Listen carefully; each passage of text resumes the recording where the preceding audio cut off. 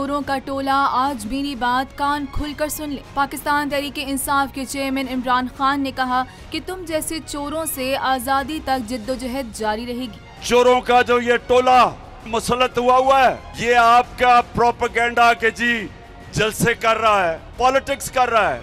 कान खोल के सुन लो, ये मेरी हकीकी आजादी की जंग तब तक नहीं रुकेगी जब तक मैं इस मुल्क को तुम्हारे जैसे चोरों से आजाद नहीं करता। कप्तान सियासी हरीफों पर खूब गर्जे। जेहलम में जलसे से खिताब में साबिक वजीर आजम इमरान खान का कहना था कि फिक्र न करो, सैलाब के दौरान हम वो काम करेंगे जो तुम सारी जिंदगी भी नहीं कर सकते। तुम चोरों को तो कोई पैसे देने के लिए भी तैयार नहीं। फिक्र न करो, सैलाब में इंशाल्लाह इमरान खान और उसकी टीम और उसकी हुकूमतें वो काम करेंगी जो तुम सारी जिंदगी लगे रहो नहीं कर सकते।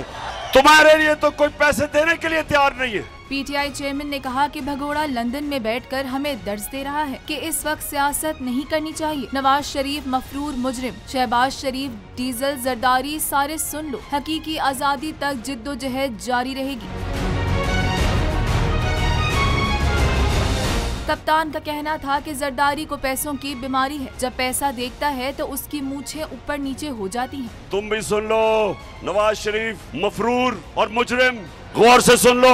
और यहाँ शहबाज शरीफ तुम भी सुन लो, फजल रहमान डीजल तुम भी सुन लो, और आसिफ जरदारी जिसको पैसे की बीमारी है, जो पैसा देख के आसिफ जरदारी जब पैसा देखता है उसकी मूछें ऊंची नीचे होनी शुरू हो जाती है। साबिक वजीर आजम इमरान खान ने कहा कि सैलाब मुतासिरीन के लिए भी जिद्दोजहद करूंगा, मुसीबत ज़दा लोगों की हर मुमकिन मदद करूंगा, लेकिन तुम्हें नहीं छोड़ना। 2 डाकू खानदानों के आने से पहले पाकिस्तान बरसगीर में तेजी से तरक्की कर रहा था।